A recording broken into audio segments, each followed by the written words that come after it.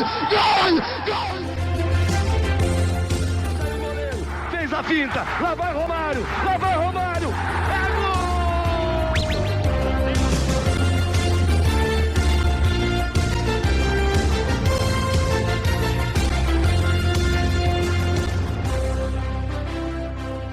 Olá, seja bem-vindo você a mais uma edição do ConteCast, o podcast do Conte Verde, nossa 109ª edição. Eu sou Gabriel Sawaf e a gente está encerrando aqui o nosso esquenta para as eliminatórias da Copa, realizadas nesse mês de outubro. Já falamos sobre seleção brasileira, eliminatórias sul-americanas, eliminatórias da Oceania, e agora é a hora de falar sobre eliminatórias asiáticas. Vamos chegar aí na segunda janela, terceira e quarta rodadas da terceira fase, né, da fase aí que já é mais decisiva dessa qualificatória. Antes de começar a nossa pauta, começar o nosso debate, eu convido você a seguir a gente nas nossas redes sociais, Threads, Instagram e TikTok, @ConteVerde_.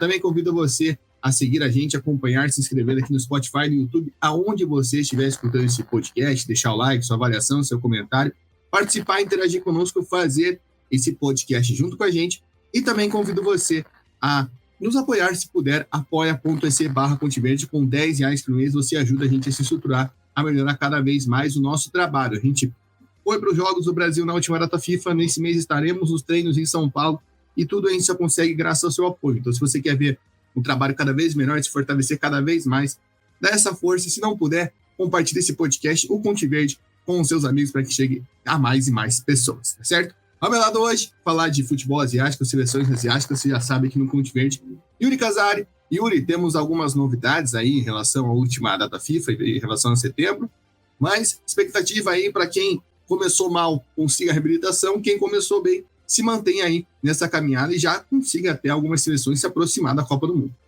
Salve, Salaf, salve para todo mundo que acompanha aí o Conte Verde. Essa terceira e quarta rodada aí da terceira fase das eliminatórias da Ásia na Copa do Mundo aí, né? Traz alguns confrontos diretos, alguns confrontos bem interessantes, até pelo que aconteceu na primeira rodada, pelas surpresas que tivemos na primeira rodada. Então a expectativa é a melhor possível e a gente traz aí algumas análises, algumas informações importantes desses confrontos. Exato, análise dos confrontos, informações sobre as seleções, né? Como disse, algumas têm novidades, a gente já vai ter bastante isso, né? Vai debater, vai compartilhar essas informações com vocês. E só lembrando, né? São 3 grupos de 6 para você que está chegando agora. As 2 melhores seleções avançam diretamente para a Copa do Mundo de cada grupo. A terceira e a quarta colocada vão para uma quarta fase. A gente pode até chamar de repescagem, ali onde vão sair mais 2 vagas diretas para a Copa. Então a gente tem essa questão aí, essa questão peculiar na Ásia, que a gente vai ter mais uma fase que vai ser uma repescagem, basicamente. Então a gente pode até colocar, você vai notar que a gente vai falar, tem 2 brigas por grupo, enfim, a gente vai passar grupo por grupo, chave por chave, começando pelo grupo A, onde a gente teve um favorito que começou com 100%, uma seleção que a gente está esperando também começou com 100%, e uma ali que ficou devendo. No momento do grupo A, o Uzbequistão é o líder com 6 pontos, está na frente do Irã pelos gols feitos, né? O Uzbequistão fez 4, o Irã fez 2, 6 pontos. Emirados Árabes Unidos é o terceiro com 3 pontos, a Coreia do Norte é a quarta com 1 ponto, e fica na frente do Catar, que é o quinto com 1 ponto, pelo saldo de gols. E na sexta colocação está o Quirguistão sem nenhum ponto. Na terceira rodada, na quinta-feira, dia 10, teremos Uzbequistão e Irã, Emirados Árabes Unidos e Coreia do Norte, Catar e Quirguistão. E já na quarta rodada, a gente tem Quirguistão e Coreia do Norte, Irã e Catar, Uzbequistão e Emirados Árabes Unidos. Yuri, você falou de confrontos diretos, aqui já temos alguns, né? A gente tem Irã e Uzbequistão, que se você for pegar aí um dos confrontos que mais aconteceu no futebol de seleções nos últimos anos, né? Porque a gente teve a final da Copa Centro-Asiática, que foi Irã e Uzbequistão, já se enfrentaram 2 vezes eliminatórias, né, na fase anterior, 2 empates, ou seja, ninguém venceu. O Irã foi campeão na oportunidade naquela final, venceu por 1-0 no Uzbequistão, né? O final foi resultado no Uzbequistão, o Irã venceu com o gol do Asmun. E agora chega para esse confronto aí mais decisivo, né? Para o Irã é tentar manter o favoritismo, né? O Irã é favorito, tanto que joga em casa, joga fora, perdão, mas ainda leva o favoritismo, mas o Uzbequistão tem essa missão e o Uzbequistão diria que tem um confronto direto contra os Emirados, né? Independente do que acontecer no jogo contra o Irã, se o Uzbequistão consegue vitória com os Emirados, que aí sim é um confronto mais direto, tecnicamente falando, aí a gente pode ver o Uzbequistão mais próximo de uma classificação. Por outro lado, tem o Catar. O Catar, precisando da reabilitação, vai pegar um Quirguistão, que já é uma seleção que mostrou que pode, né, pegar peças, e depois pega o Irã. Aí sim um confronto que a gente já antes, né, falava que eram os 2 melhores, né, esse confronto direto, a reedição da semifinal da Copa da Ásia. Ou seja, o Irã tem a chance de se vingar e afundar ainda mais o Catar numa dessas. E também você tem aí a Coreia do Norte e Emirados, que são seleções que no momento estão indo para repescagem, fazendo confronto direto. O que esperar? O que dá para trazer dessa terceira e quarta rodada do Grupo A das eliminatórias asiáticas? Uzbequistão e Irã é um dos grandes jogos que a gente tem para essa data FIFA, né? Vai ser um teste de fogo para o Uzbequistão, não só esse confronto com o Irã, mas toda a data, já que enfrenta depois Emirados Árabes, que em tese, né, é ali um adversário direto. O Irã tem seu favoritismo, claro, mas o Uzbequistão tem demonstrado que pode ser um rival à altura, não só pelos confrontos diretos, né? Teve esses 2 empates na fase anterior, mas também pela sequência que vem tendo, né? São 18 jogos sem perder, né? Teve ali a eliminação contra o Catar, mas foi nos pênaltis, né, na Copa da Ásia, né? Então vem numa sequência muito positiva, então o final dessa data FIFA ela pode ser determinante para o futuro do Uzbequistão aí nessa briga por uma vaga na Copa do Mundo, né? E vem com poucas mudanças em relação à última data, apenas um jogador diferente da última lista, né? E já o Irã também tem uma sequência positiva importante ali, né? Menor, de 6 jogos, mas puxar o histórico aí dos últimos 25 jogos, né? Perdeu apenas um, que foi aquele fatídico jogo contra o Catar na Copa da Ásia, né?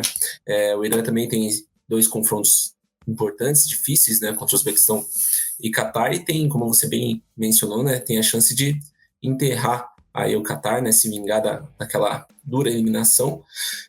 Na lista da convocação aí do Irã, todos os principais jogadores estão dentro, né, mas achei interessante também que tem vários atletas ali com pouca experiência dentro da seleção, então a seleção do Irã está tentando dar uma rodagem maior aí para alguns jogadores locais. Os Emirados vêm com poucas novidades também em relação à data anterior, né? Pega a Coreia do Norte primeiro e o Uzbequistão, uma sequência longe de ser fácil, mas o time aí do Paulo Bento está nesse objetivo aí de ir comendo pelas beiradas, né? Fez 3 pontos improváveis na primeira rodada, pelo menos na nossa análise ali, era uma rodada que talvez Emirados nem pontuasse, né, e conseguiu aí 3 pontos importantes, e pode muito bem sair dessa data FIFA tanto com 4, 6 pontos, né, não seria nada absurdo. É favorito contra a Coreia do Norte, né? Apesar que os norte-coreanos estão bem surpreendentes aí também, né? Continua sendo uma incógnita, apesar da gente já ter visto alguns resultados, alguns jogos aí deles, né? Até olhando a lista ali deles, é um time bastante inexperiente, assim, até falando em rodagem aí dentro da própria seleção, né? E tem 2 confrontos deles aí difíceis, mas um deles é fundamental contra o Kirguistão, né? Em tese é o time da mesma prateleira, né? Então é o jogo que a Coreia do Norte precisa arrancar pontos se quiser sonhar um pouquinho mais alto aí. Falando do Catar, né? Entra muito pressionado, precisando fazer esse resultado contra o Kirguistão. Já teria essa obrigação de vencer em condições normais, mas agora tem a pressão, né? Pela péssima primeira rodada. E na sequência pega o Irã. Então não pode nem existir essa possibilidade de falhar contra o Kirguistão, né? Porque dependendo do que acontecer nessa data, né, a gente pode ver até mesmo mudanças na comissão técnica aí, né? Como a gente tinha falado, é o momento de maior pressão do Tintin Marques desde que ele assumiu a seleção. A gente imagina que o Catar saia com no mínimo 3 pontos nessa data, mas também não seria nenhum absurdo, não dá para descartar que o Catar faça alguma coisa aí contra o Irã, né? Mesmo sendo um jogo fora de casa. Inclusive, né, é a última equipe a ter batido o Irã aí nos últimos meses. E o Kirguistão vai como franco atirador, né? Tem o Catar pela frente, acho que não havia melhor momento para enfrentar eles, né? E depois tem a Coreia do Norte em casa, um jogo também de suma importância se a equipe pensa em tentar ir mais longe dessas eliminatórias, mas hoje o Kirguistão seria a equipe mais fraca desse grupo. Acho que o jogo ser em casa é um fator diferencial para o Kirguistão, né? A gente viu que os jogos em casa, principalmente, foram um diferencial para o Kirguistão conseguir essa classificação, né? O Kirguistão conseguir chegar a essa fase, né? Naquela batalha que teve junto com a Malásia, né? Que foi uma disputa ali que foi rodada por rodada. O Kirguistão, por exemplo, conseguiu vencer o Oman dentro de casa, que foi, acho que, o grande resultado ali daquela fase que foi diferencial por Kirguistão ter conseguido avançar, mesmo sem vencer um confronto direto contra a Malásia, né? Vale lembrar, o Kirguistão não vence a Malásia, nem um jogo fora, nem um jogo em casa. O jogo em casa acaba empatado. Então, é um diferencial, acho que pode ser um fator, até mesmo o Kirguistão olhando mais para essa repescagem. Você falou da seleção da Coreia do Norte não ter muita rodagem, Vale lembrar, né, a Coreia do Norte ficou basicamente 4 anos sem jogar, né? Então por isso que os jogadores são todos muito novatos. Então estão começando, né? A Coreia do Norte voltou a jogar, foi justamente nas eliminatórias, né? Tem menos de um ano aí que a gente vê a seleção da Coreia do Norte atuando, né, após a pandemia. Então é uma seleção que os jogadores são novos, então estão nessa realidade, e só de ter chegado até aqui, como foi, né? Conseguindo superar a Síria, né, o gol no finalzinho, enfim, foram várias coisas que proporcionaram isso até aqui. Você falou dos Emirados, só vale lembrar, né, que os Emirados, a vitória que conseguiu foi justamente contra o Catar fora de casa, né? A gente já falou de Emirados e Coreia do Norte, são as duas seleções que seguraram o Catar na primeira janela, né? Derrota em casa para os Emirados, empate fora de casa com a Coreia do Norte, porém a Coreia do Norte jogou a maior parte do jogo com um a menos, então realmente os resultados foram muito ruins para o Catar. Concordo com você, não dá nem para pensar em tropeçar com o Quirguistão. E o Uzbequistão e Irã têm a chance, acho que até mesmo se você for pensar um Irã vencendo o Uzbequistão, que não seria nada de surreal, ou até mesmo se os dois empatarem, eles têm a chance de, se você pega aqui, vamos supor, Emirados vence a Coreia do Norte, os dois empatam, mas daí o Irã vence o Catar, o Uzbequistão vence Emirados, eles ficam 10-6, né? Então já abre 4 pontos, é uma margem, as duas seleções podem chegar aí a essa margem grande, já com 4 rodadas, então é um diferencial muito grande, né? E vendo o Catar, que em tese era o adversário mais forte, ficando cada vez mais para trás. O Irã tem essa grande chance, né? Independente do que acontecer no jogo do Catar e Quirguistão. Então, é interessante analisar esse aspecto, ver como vai chegar essa tabela. Óbvio, ver se teremos mais surpresas, né? A primeira janela já mostrou que a gente tende a achar que as eliminatórias asiáticas são mais previsíveis, mas não é bem assim. E vamos ver o que vai acontecer aí nessa segunda ronda. E a segunda ronda também tem jogos interessantes no Grupo B. No Grupo B, no momento, nós temos 3 equipes empatadas na primeira colocação. A Jordânia lidera com 4 pontos e tem 4 gols feitos e mais 2 de saldo. A Coreia do Sul também tem 4 pontos, mas tem 3 gols feitos e 2 de saldo. O Iraque tem 4 pontos, mais 1 gol de saldo. Então, no momento, Jordânia e Coreia do Sul iriam direto e o Iraque para repescagem, junto com o Kuwait, que tem 2 pontos, empatou seus 2 primeiros jogos. A Palestina tem 1 ponto, Oman está zerado.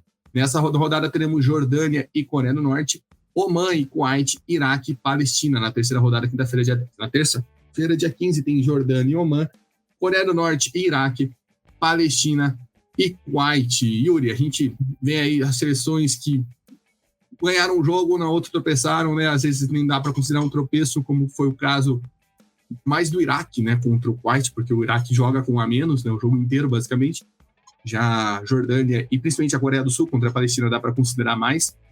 Porém, vai ser muito interessante ver esses jogos, os jogos da Coreia, né? A Coreia é a favorita, querendo ou não, mas com 2 seleções que estão querendo mostrar força, né? A Jordânia, que nesse ano mesmo já bateu a Coreia do Sul, a gente falou de edição de semifinal da Copa da Ásia, tá aí mais uma, né? A Jordânia eliminou a Coreia do Sul na Copa da Ásia e também, claro, o confronto da Coreia do Sul com o Iraque. Então, são 2 jogos aí interessantíssimos, né? Nesse aspecto de confronto direto das seleções que são as favoritas do grupo, de fato, para conseguir a vaga, mas é principalmente esse teste para a Jordânia e para o Iraque para ver se tem mais força que a seleção em tese mais forte do grupo.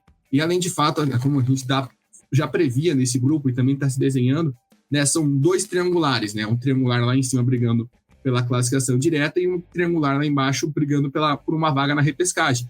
E o Kuwait, querendo ou não, com 2 empates contra 2 seleções favoritas, saiu da frente.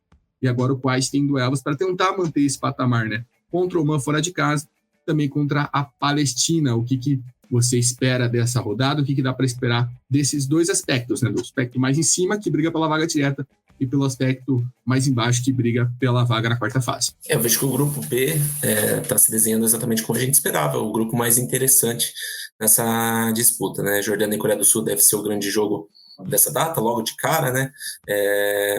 Na primeira perna aí a gente viu os 3 favoritos, né, perderem pontos onde a gente não esperava que perdesse, né? E agora no confronto direto o resultado positivo acaba ganhando áreas de obrigação para essas 3 seleções, né? Para não ficar atrás nessa briga. A Jordânia, inclusive, tem uma vantagem nessa data, que é ter os seus 2 jogos em casa, né? Tanto contra a Coreia do Sul quanto o Oman, e pode dar um passo muito importante caso conquiste aí 6 pontos, né? Uma derrota para a Coreia do Sul não seria nada absurdo, mas uma vitória, né, com certeza deixa o time em ótimas condições aí, né? Uma coisa que eu achei interessante também na convocação é que o treinador, o Selami, né, que é um treinador relativamente recente aí, né, também chamou vários novatos nessa convocação, tá dando uma rodagem para alguns nomes novos aí do futebol local. E a Coreia do Sul, por sua vez, tem um problemão para essa data FIFA, o que não conta aí, né? Vai enfrentar os seus dois principais adversários no grupo, né? Que é a Jordânia e o Iraque, mas sem o seu principal jogador. O Son tá machucado, né? Não foi convocado. Então é um elemento bem importante, né?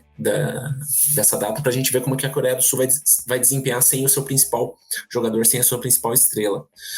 O Iraque também tem 2 confrontos sensíveis, né? Primeiro com a Palestina em casa, com essa obrigação de vencer, mas a gente já viu que a Palestina é um time difícil de ser batido, né? Pontuou fora contra a Coreia do Sul.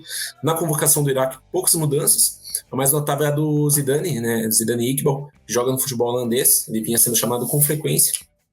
Mas a esperança, claro, é o Hussein, tem feito aí a sua melhor temporada na carreira, né? Temporada com mais gols na sua carreira. Passando para a Palestina, não consegui muitas informações da convocação em si, né? Mas nessa data aí a Palestina também tem um confronto decisivo com o Kuwait, que arrancou 2 pontos aí antes, na primeira data FIFA dessa terceira fase. A Palestina conseguiu 1 ponto. Então é um jogo para definir qual dos 2 azarões, né, pode sonhar com a Copa do Mundo. Como você bem frisou ali, a questão dos triangulares é um confronto com áreas de decisão. E isso passa muito pelo primeiro jogo do Kuwait nessa data, que é contra a seleção do Oman, que também é uma equipe que está buscando aí passar de fase, né? Ainda não pontuou. E é um jogo que também tem potencial para selar destinos, né? Nessa briga pelo 3º e 4º lugares dessa chave. O Oman, tecnicamente, ou em tese falando, é a melhor seleção entre as 3, né? E vamos dizer assim que, obviamente, as 2 seleções conseguiram pontos importantes, né? Tanto o país quanto a Palestina. E o Oman cumpriu, vamos dizer assim, que é a nossa previsão, que era perder os 2 jogos contra as seleções mais fortes, né? No caso, o Iraque e Coreia do Sul. Então, é uma vantagem que a Palestina e o país têm em relação ao Oman, mas o Oman não é uma carta que pode ser descartada. Tranquilamente você pode ver o Oman vencendo o Kuwait dentro de casa, e acredito que essa é a grande aposta da seleção do Oman, né? Então a gente tem essa oportunidade, né, de ver a seleção do Oman tentando se reabilitar, tentando se fortalecer nessa competição, né?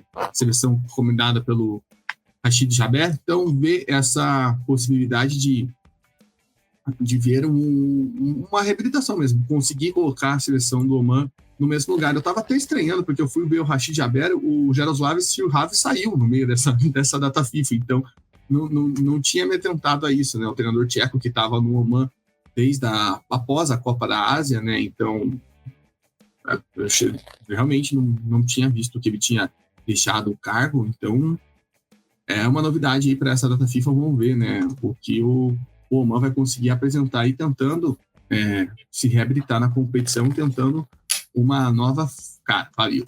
E a gente imagina que sejam 2 jogos em que o Oman tem o domínio ali, né? Vá pro ataque, e tanto Palestina quanto Kuwait aí tem estilos de jogo mais defensivos, mais reativos. Só para não deixar de passar de fora aqui, uma notícia da Reuters, foi no dia 19 de setembro, que é a rescisão aí do Jaroslav Sirhav. Ele realmente pegou de surpresa aqui, eu até dei uma olhada, não tinha visto, então peço perdão por essa notícia que também veio de última hora para mim. Então teremos novidades no comando técnico de Oman aí, né? E com pouco tempo, né? Porque ele chega logo após a eliminação da Copa da Ásia, né? Que o Oman não conseguiu fazer um bom trabalho, enfim, ele substitui agora me fugiu o nome do treinador da Copa da Ásia, já falo aqui para vocês, mas chega de uma boa campanha com a Tchequia, né? Ele chegou a disputar a Eurocopa com a Tchequia, né? Classificar a Tchequia para a Eurocopa, chega no lugar do Branko Ivanovic, né?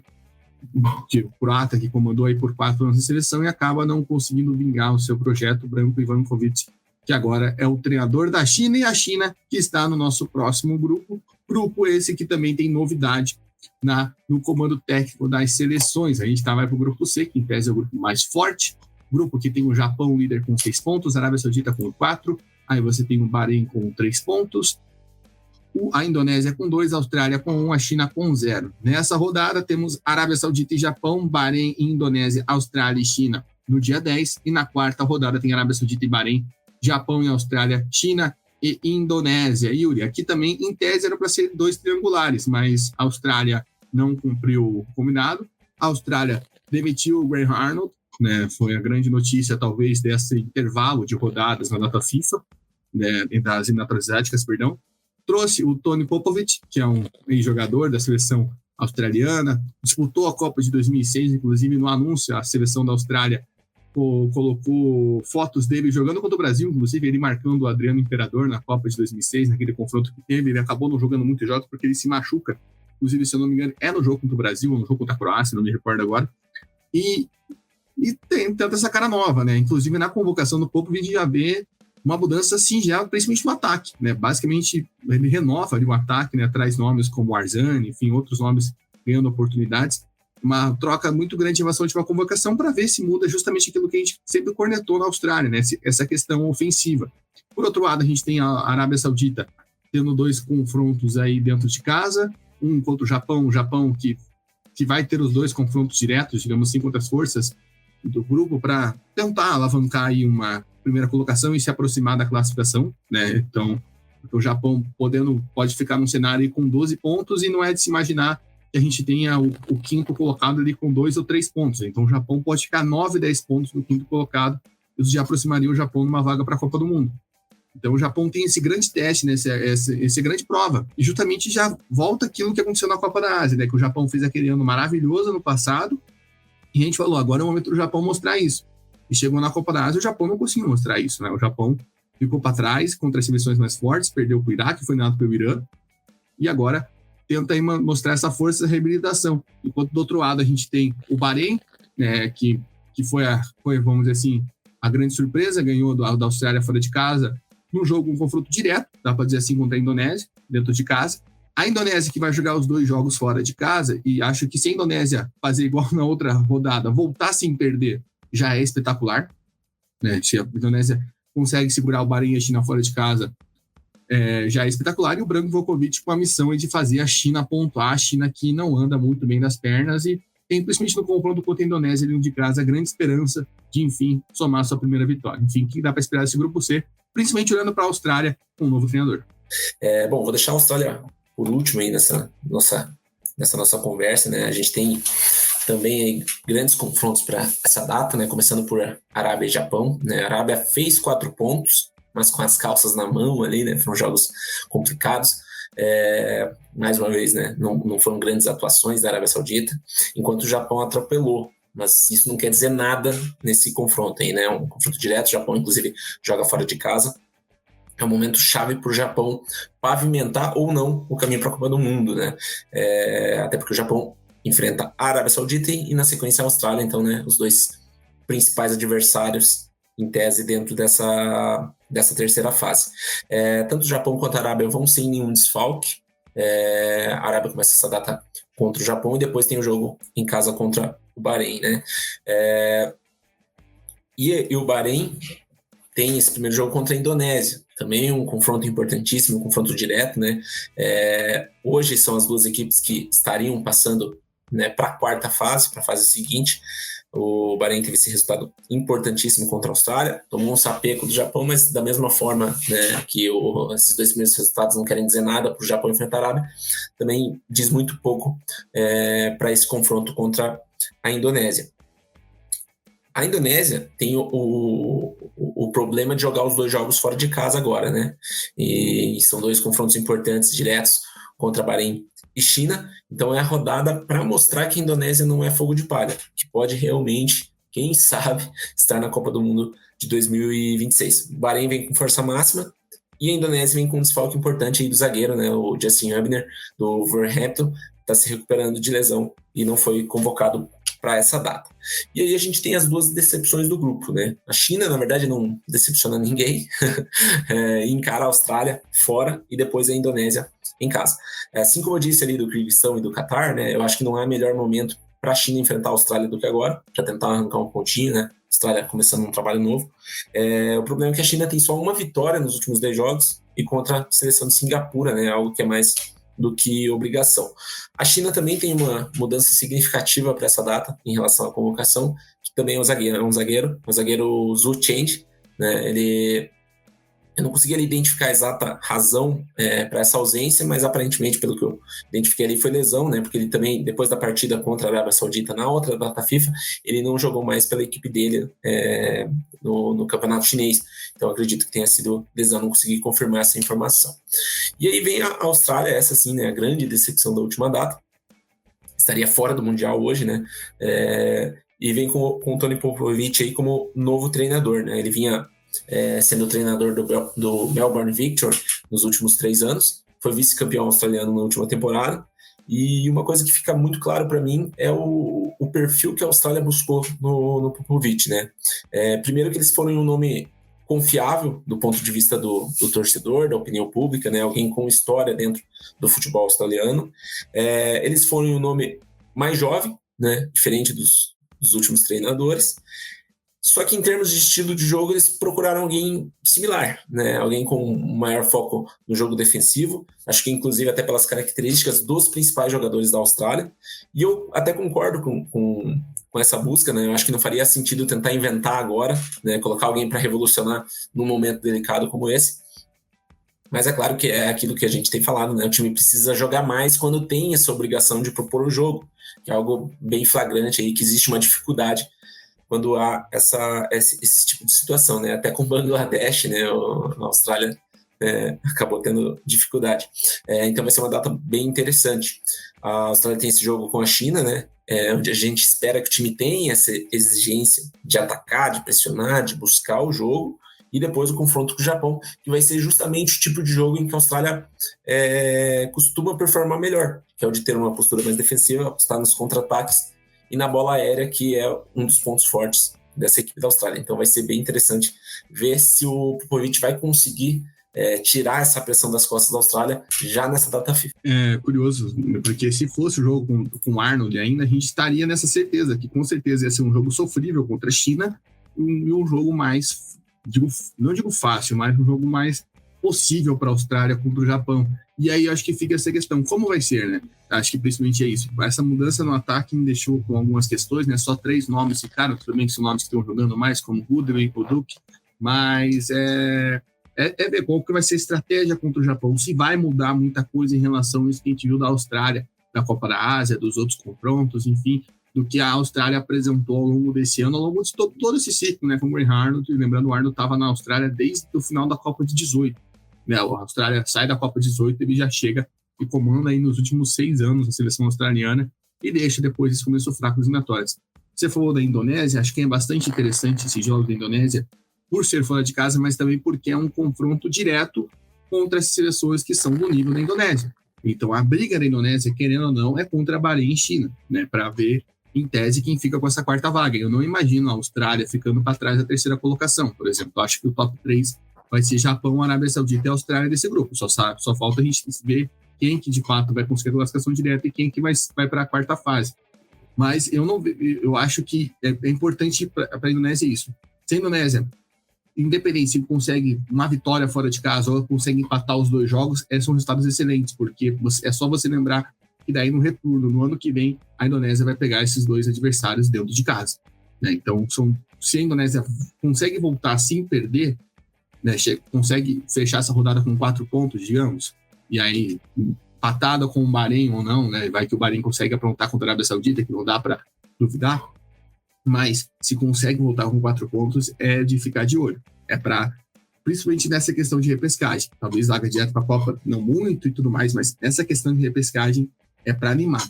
Acho que o começo da Indonésia já foi animador, né, conseguindo 2 pontos contra 2 seleções favoritas, e agora pode no confronto direto sonhar e não perder, assim como o Bahrein também vai com esse confronto da Indonésia com o sonho de chegar a 6 pontos, né? Já conseguiu um resultado para lá de inesperado contra a Austrália, e aí agora pode chegar, né, a essa pontuação com 6 pontos, pode conseguir essa marca, enfim, importantíssima para justamente se fixar e até mesmo sonhar em incomodar na briga pela vaga direta mais que a Indonésia. Então vamos ficar de olho aí esses jogos. Lembrando, todos os jogos das eliminatórias asiáticas são transmitidos pelo Disney Plus Premium, né? A gente não tinha aquela, na segunda fase, aquela variação, que alguns jogos passavam no FIFA Plus, alguns jogos não passavam em lugar nenhum. Agora, na 3ª fase, a ESPN entra de vez, tem alguns jogos até que são transmitidos pela ESPN mesmo aqui no Brasil, mas todas as partidas no Disney Plus Premium. Se você tem acesso, aproveite e se delicie. Yuri, na última edição a gente falou sobre eliminatórias da Copa da Ásia, tivemos 3 confrontos, e agora teremos eliminatórias da Copa do Sudeste Asiático, competição que começa ali em dezembro, vai invadir até o começo de 2025, até janeiro, e nas eliminatórias da Copa do Sudeste Asiático a gente tem uma característica, né? São 13 seleções aptas para jogar essa Copa. e você não vai fazer são 11, perdão, e você não vai fazer uma competição com 11 seleções. Então a gente tem uma eliminatória. Essa eliminatória envolve Brunei e Timor-Leste, que vão se enfrentar, duas seleções que se classificaram para a fase de grupos das eliminatórias da Copa da Ásia, né? Brunei eliminou Macau, Timor-Leste eliminou a Mongólia, talvez o estado mais surpreendente devido à ausência de um ano aí do Timor-Leste no futebol profissional. E agora as duas seleções se enfrentam em 2 jogos, primeiro na terça-feira, dia 8, no Brunei, no segundo, dia 15, na Tailândia, já que o Timor-Leste não tem estádio para receber a partida, e tem uma pitada brasileira, e não estou falando pelo fato do Timor-Leste falar português, mas sim porque Vinícius Eutrópio é o novo treinador de Brunei. Essa novidade veio para a gente semana passada, lembrando, estamos gravando esse podcast na sexta-feira, dia 4. O que esperar dessa estreia do Eutrópio por lá, né? Você falou várias vezes aí, não havia momento melhor para enfrentar a Austrália, para enfrentar algumas outras seleções. Não havia momento melhor para o Eutrópio chegar no Brunei, porque é a melhor fase da história da seleção, são 5 vitórias seguidas, né? Foi um dos destaques na última atualização do ranking da FIFA. Se você entra lá no site da FIFA, vai no ranking, está lá a seleção do Brunei como a seleção que mais escalou posições, 7, né? E agora tem esse confronto com o Timor-Leste para tentar chegar na fase de grupos, lembrando que na última edição da Copa do Sudeste Asiático teve esse confronto e Brunei passou, venceu o primeiro jogo, depois o Timor-Leste venceu, mas conseguiu tirar o saldo. O que dá para esperar desses 2 jogos aí que teremos para a decisão dessa vaga? Primeiramente, eu observo muito positiva a ida do Eutrópio para uma seleção, de mais um treinador brasileiro, né? A gente tinha uma época que esses mercados mais periféricos de seleções, né, o Brasil dominava, e hoje a gente tem um domínio muito grande dos técnicos portugueses, dos técnicos espanhóis. Eu acho muito importante por esse ponto de vista, mesmo que Brunei seja um mercado extremamente periférico, né? Até o Salaf já fez um conteúdo lá no Instagram, né, sobre a vinda dele, a ida dele para Brunei, né, na verdade. Então a gente está com 4 treinadores brasileiros hoje, né, Salaf? Exatamente, o Dorival, o Silvinho, o Juliano Chiméria em Vanuatu, o Vinícius Eutrópio em Brunei. Lembrando que a gente está falando da Copa do Sudeste Asiático, o atual campeão da Copa do Sudeste Asiático é brasileiro, o Alexandre Polk, Mano Polk, que foi campeão com a Tailândia. E o Eutrópio é um treinador com bastante rodagem, né, no futebol brasileiro, especialmente aqui no futebol do sul do país, né? Lembrando sempre, né, que nós estamos falando de Curitiba, então ele tem trabalhos no Atlético Paranaense, no Londrina, no Figueirense, na Chapecoense, enfim, vários times aqui da região, e é um cara que desbravou, né, alguns mercados também em que os brasileiros acabam não indo muito, né? Ele treinou o Bolívar há algum tempo, acho que uns 5, 6 anos atrás, a última passagem dele para um clube foi no Paraguai ali, né? Então ele é um cara que gosta desse tipo de desafio, né?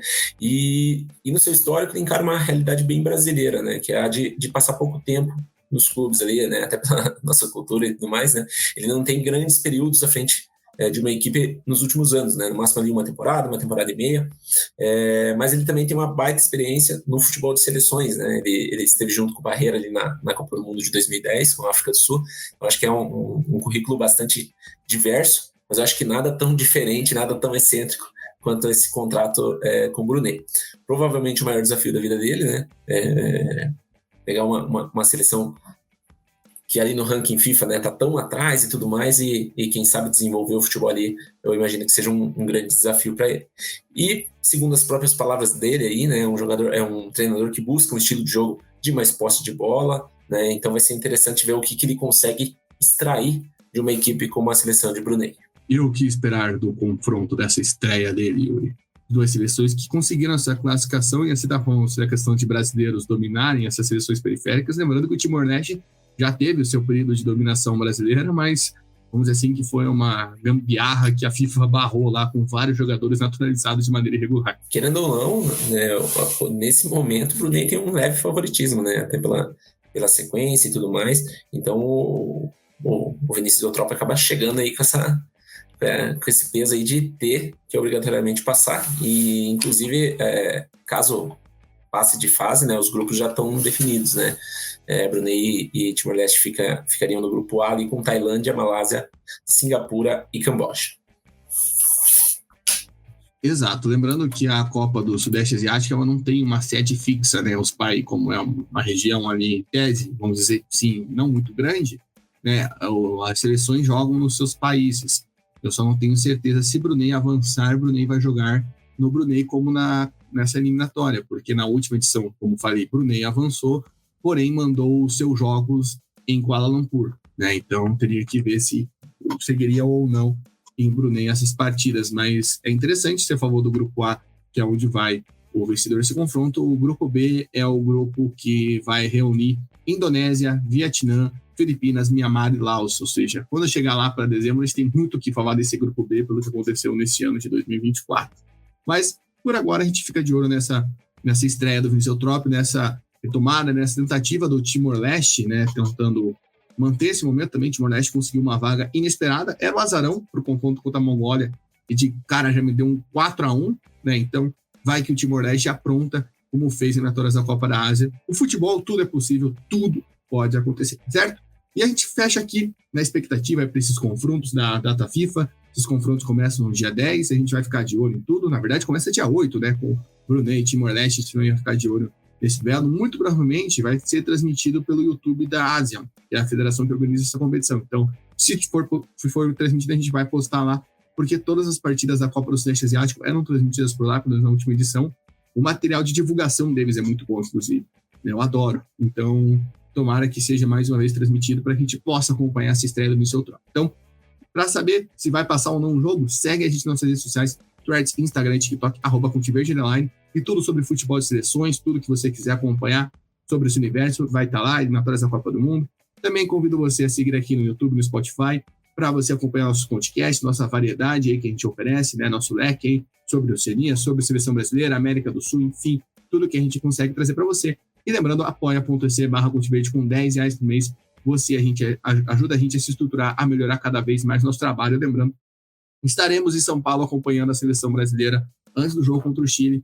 E a gente só consegue fazer isso com o seu apoio, com sua ajuda, que cada vez mais nos mantém firme. Tá certo? Yuri, muito obrigado pela sua participação. A gente volta, né, daqui umas 2 semanas para analisar os resultados, analisar esses confrontos e ver se de fato teremos mais surpresas ou se pelo menos algumas seleções não conseguiram a reabilitação e conseguir se manter vivas nessa qualificatória. Abraço. Valeu, Soaf, obrigado pela parceria aí e agradecer a todo mundo que acompanha o Conte Verde, tanto aqui o Contecast quanto nas redes sociais. Fechou. Então, convido você a compartilhar esse podcast, compartilhar o nosso podcast, o pessoal quer saber mais sobre a data da FIFA, quer saber sobre a expectativa das eliminatórias.